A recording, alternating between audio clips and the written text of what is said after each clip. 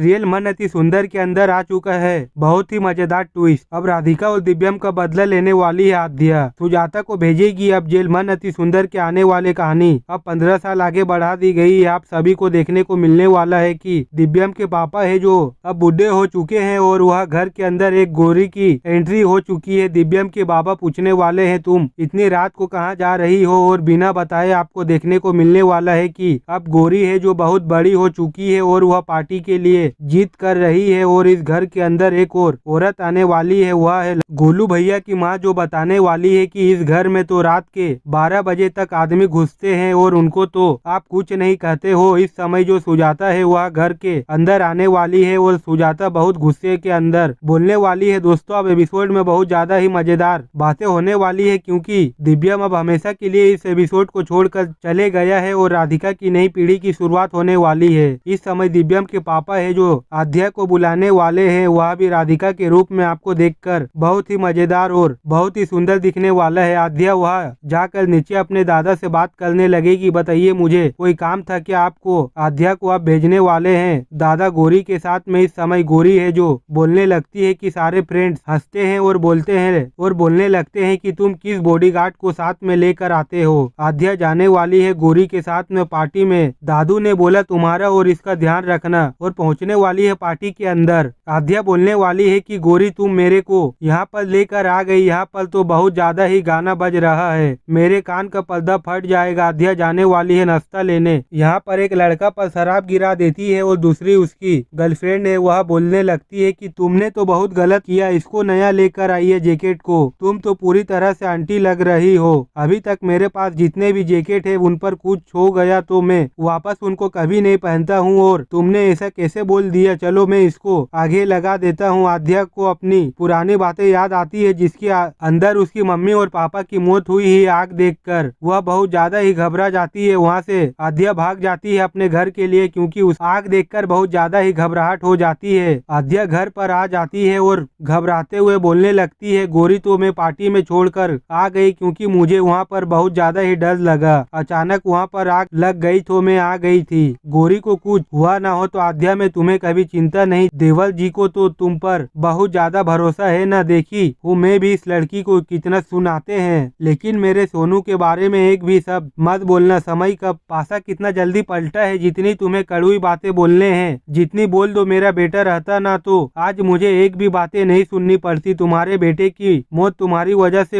ही तो हुई है, तुम भी तो चाहती थी कि मेरी बहू है जो अलग रहे, और तुम्हारे बेटे को भी तुमने मार दिया। सुजाता लेकर आती है चपाती वाला तावा और उससे मुंह काला करवा देती है, तुम्हारे इन्हीं हाथों से मेरा मुंह काला कर दो। तुम अपनी इतनी अच्छे से जिम्मेदारी निभाती हो, आज कविता भाभी मुझसे इतनी बातें नहीं बोलता। दादी सास जी यह कह कर रहे हो तुम, जब तुमने वह गैस जलाई थी ना मेरे लिए तो बहुत उसे समय तुम मर गई थी, तुम्हारे मम्मी पापा के साथ तुम क्यों नहीं मर गई। इस समय आ जाती है गोरी और बोलने लगती है इतना तो कोई जानवर के साथ भी नहीं करता है। इस समय जो गोरी है वह बात को पलट देती है और बोलने लगती है वहाँ पर बहुत ज्यादा ही लड़ाई हो गई थी। आगे आप सभी को देखने को मिलने वाला है कि सुजाता बोलने लगते हैं हमारी बेटे की मौत की जिम्मेदार है जो आद्या है।